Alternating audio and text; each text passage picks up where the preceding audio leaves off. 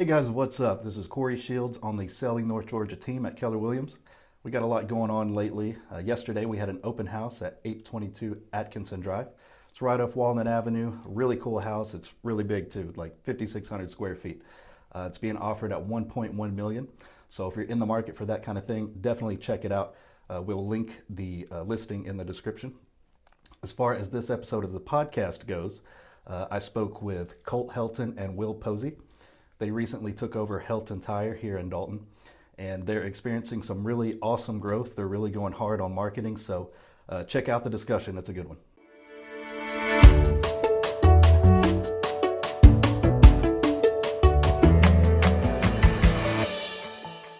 They would rather have like non-edited stuff. They like cell phone clips more than they like, like a singular clip. It's so weird. Or like even when you're doing like a clip that's out of like a regular camera, they want it to be like long. Like they don't want cuts. It's just so wild, like how the content's going to like that more just cell phone, like non-edited feel and look. Yeah, I think people connect with that a lot more. Yeah, absolutely. It's wild. I guess because it feels more real too, right? When you start doing a lot of edited stuff, they're like, oh, that's not as real, I think we've entered an era of like authenticity. Right, is what people are looking for sure. That's why the Tiger King. But hey, let's get this thing rolling. So 1967, man, that is a long time ago. That is a long run for a small business. I mean, what's been going on? Like how was it maintained success for that long? I don't know if it was maintaining success. My grandfather had it. Okay. And he was very successful. I mean, he was a police officer for Dalton, and then he couldn't afford to feed my dad or my uncle. So he started selling tires. Our first location was on North Hamilton. It's really where it should be called Main Street. I don't know why it's not. And as a fill-in station, there's a restaurant there now. That was his. We have a picture on the wall. It was his first location. He was there for a year. Okay. Then he transitioned from the police force and doing it full-time. And we're in a current location, which was built like in 1932, I think. We have a picture of it. It was the first Harley Davidson store in the area, and that's what that location was. The Cremo Donuts in the picture. The Cremo was in the back, yeah. And but from there, it was I call it the she shanty. My grandfather built it up a little bit. That's what we call it. The she shanty is what we call it now. But he had a really good run out of it, and then he became an elected official for like 13-something years in the 80s and early 90s. Then it kind of just coasted because my grandfather had two kids, and none of them really wanted to be a part of the business. And then I kind of worked in it a little bit in high school, and then my time to move on, I got into film real heavy, and I moved on. So it kind of had turned into the, if you've ever seen Andy Griffith's show, it's the barbershop on Andy Griffith. That's right. A lot of people came through there. They didn't really buy anything.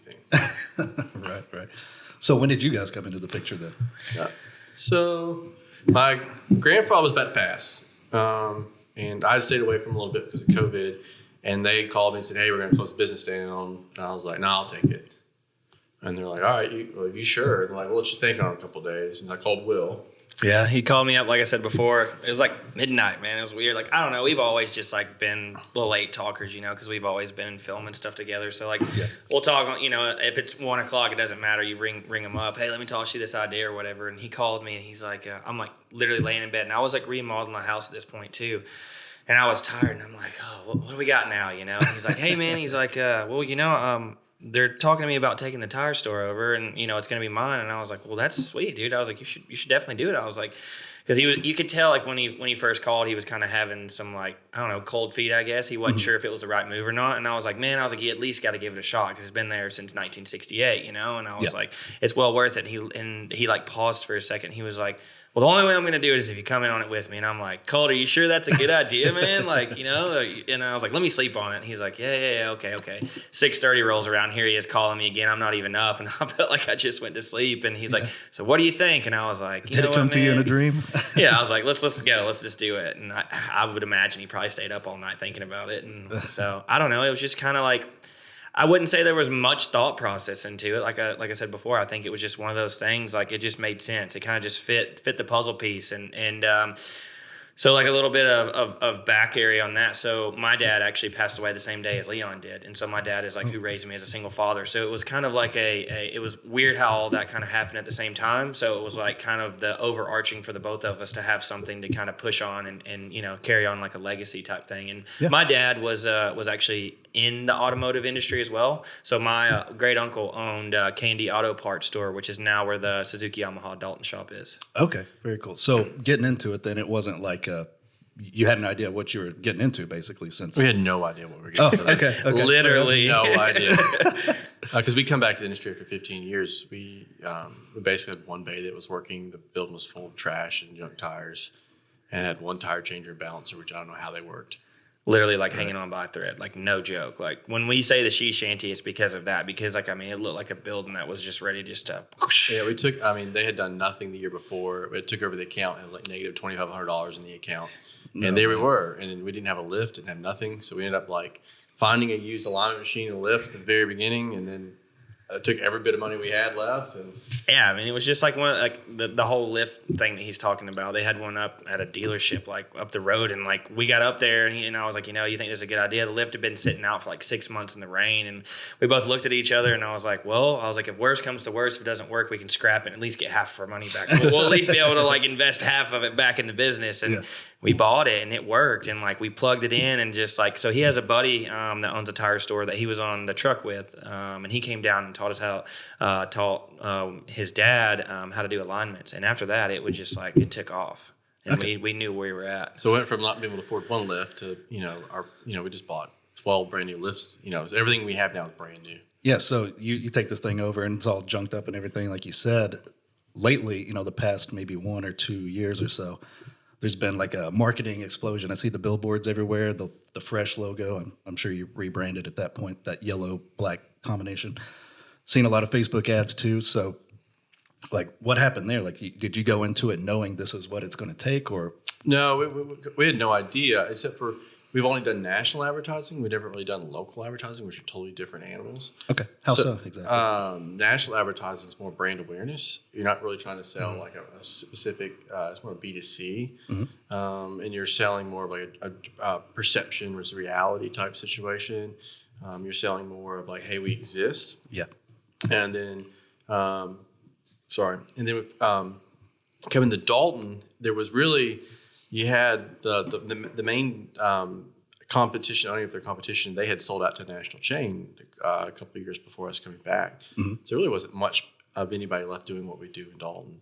So we came back and we went heavy on certain platforms with hard ad buys. And then from there, we just kept going. I mean, we spend, at the very beginning, we spent a lot of money, almost every time we made. Yeah. Well, I mean, it was when we first took it over. I mean, Colt and I both were working another job at that point, and it was where we were literally not taking anything from the store and was taking what we were making before and dumping it in the store, right, to get it going. And like he even mentioned on like brand awareness, I mean, you knew Helton was there, right? Helton Tire was there, but like nobody really still went there, right? Because it kind of had just, I don't want to say went to its ashes, but like you said, it went to the barbershop, right? Yeah. And so like it was like you had to make it with the brand awareness of like, hey, we're here, and like we're still here to give you customer service that was back when it first started. And that's like one thing that we wanted to hit home with is, Dalton is Dalton, and there's amazing relationships in that. Right. So speaking of Dalton as a whole, you're investing all this money into the marketing, getting the shop up and going and everything. Are you guys comfortable with where Dalton is going in terms of like a business perspective? Well, last year we gave away 7,000 free oil changes. So if you work for the hospital, everybody got a free oil change. Everybody in emergency services in the county, whether it be county, city, EMS, police officers, sheriff's officers, everyone got a free oil change. On top of that, we were able to do a free oil change for everyone who worked for Dalton Public Schools. Everyone. So this year we'll be able to do the county schools and a couple other things. Cool. Okay. The main thing is like, what most people don't realize and what Dalton has taught us from the years past is that people matter. People matter. And I think sometimes we forget that in a business where like people are inconveniences, right? What we get to do is we get to hang out with people. Most are great, some are difficult. It's even funner. But like we're in the, we do any kind of repair you need, but we're more in the, we're in the people business. Sure. And people's lives are always going through something. I mean, you get to hang out with people, and a lot of times people have a lot of things going on. So just you get to hang out with them, talk to them about their life for 25 minutes, get to know them, and make that connection. And I mean, go ahead. Kind of like what we were saying, Yeah. before we got rolling, is I think we're in an era where people really value that authenticity, and you kind of see it across the board, and not just marketing, but kind of like what you're saying, making that connection. And, that's why somebody's going to come back. You made them, you fixed the car or whatever, but you made them feel good and, made that connection. So, well, we care. I mean, that's like kind of where it's at too, like we try to greet every customer that comes in there. And obviously, when you're working in the business, I mean, it's tough as well, because you just have so much going on, but we try to go the extra mile to make sure that everybody, gets to greet at least one of us, so that they know that an owner is in there. Mm-hmm. And I think that goes a long way. I mean, because you go to like a national chain or you go to like a Walmart, you don't get to see an owner, and I think people feel more at home with that. And like, we want to carry that as far as we go. You know what I'm saying? And we might not be in there every day or whatever, but I think that means something to us. And going back to the whole Dalton thing, I mean, it's a community. I mean, this is where I grew up.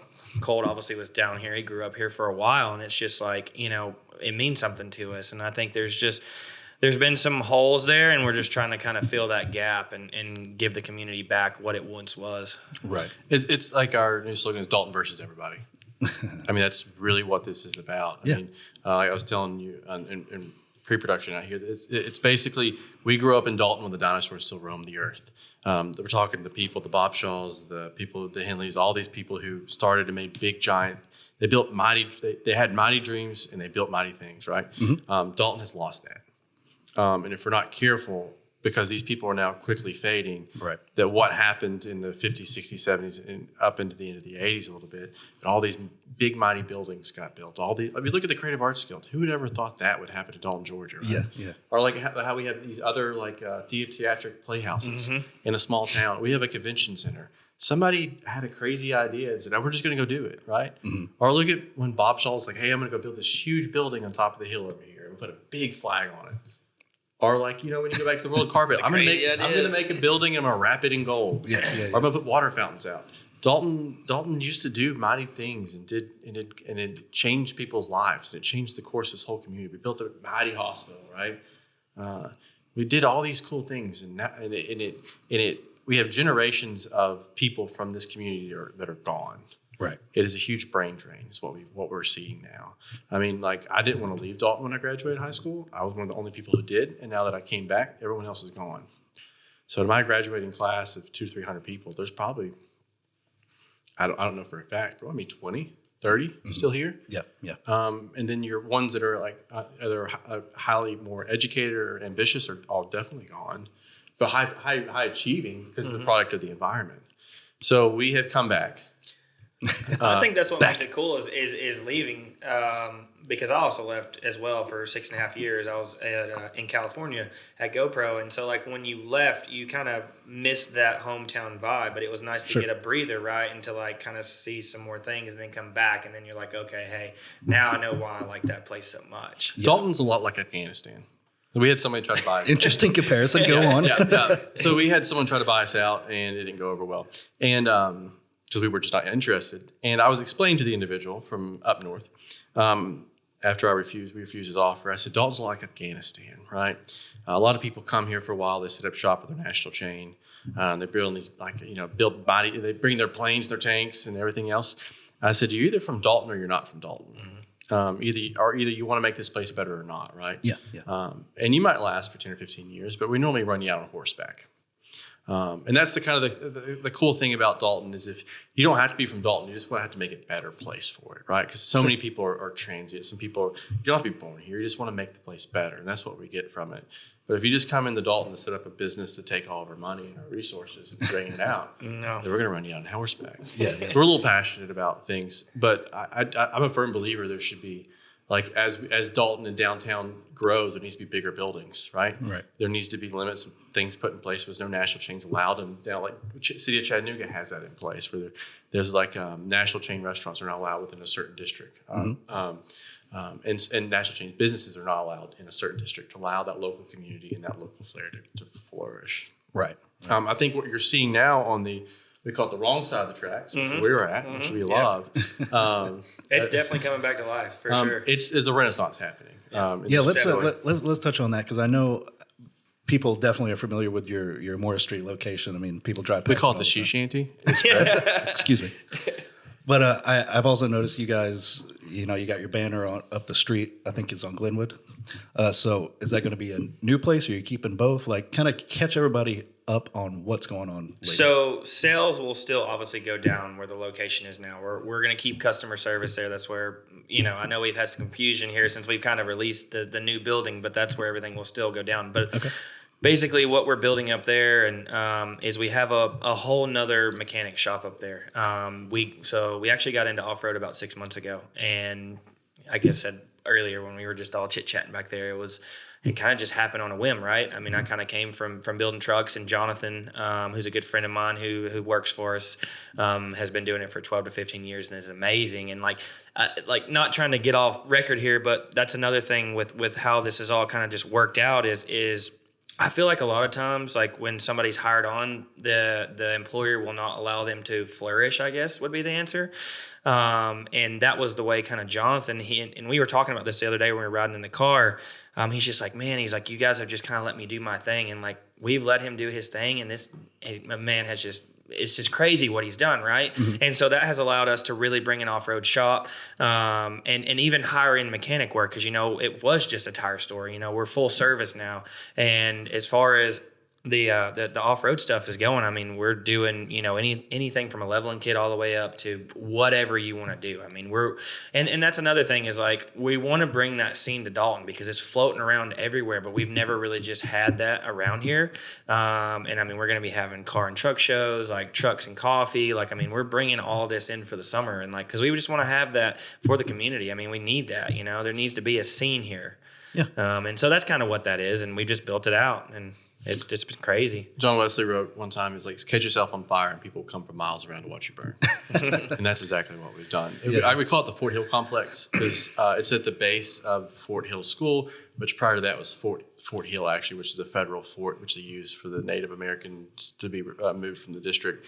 After that, during the Civil War, after it was a Confederate stronghold, and then once the North came through, they stationed the colored troops there because they didn't have enough white troops, right? Mm-hmm. And then the Second Battle of Dalton, there was 300 African Americans that held their own for was it 3 or 4 days until the Union came back through to reinforce them, right? So there's a strong line of lineage in that little hill right there. Right. And where our complex of buildings was the main entry gate to that fort.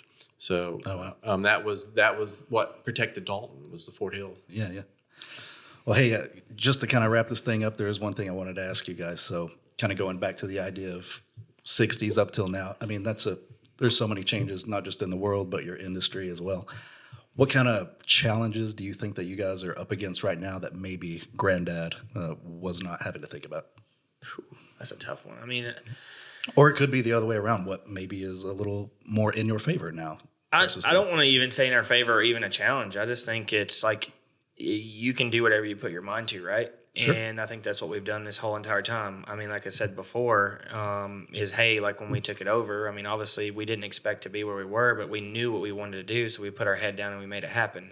And that's the way I've always just thought about anything, And, right. And I think if you put your mind to it and you do it, you can do whatever you want. And I mean, this is just the beginning for us. Oh, definitely. I think our biggest challenge is unhealthy growth because we're expanding 5, 6, 7-fold per day or per month. We're going to see another building with a banner on it soon? Yeah, you will. Most definitely we have a strategic plan to stay in rural environments, in rural communities who don't have access to quality, wrappable auto repair. I mean, just general repair. I mean, we're going to end up in the Murray County Chatsworth market pretty soon. And then from there, we'll punt. But we'll stop at 3 stores, which we got 2 right now. The 3rd one will come online. And you'll see at some point our she shanty retired. Yeah. That location will move. But that's going to be a tough one, but eventually we'll see. We'll see where we go with that. But yeah, I mean, our goal is obviously we've talked about it before, but 40, 50 stores around the United States. I mean, we definitely want to make it happen, but you got to take it one step at a time. And I mean, we're really wanting to grow the scene in off-road, and we want to take it elsewhere as well, where it's welcome. So, well, you guys seem to be killing it. Definitely admire the work that you're putting into it. Absolutely. So if anybody wants to reach out to you guys directly, is there a best way to reach you? Just shoot us a message on Facebook. It's the company page. Okay. I've reached the limit on friends. So unless you too many friends. Yeah, you can call the shop too, 706-226-4738. We're normally down there every day. So awesome. Yeah, for sure. Well, Colt, Will, thank you so much for coming. Yeah. And until next time. Thanks for having us. Appreciate it. Yeah. Take it easy, man. No worries.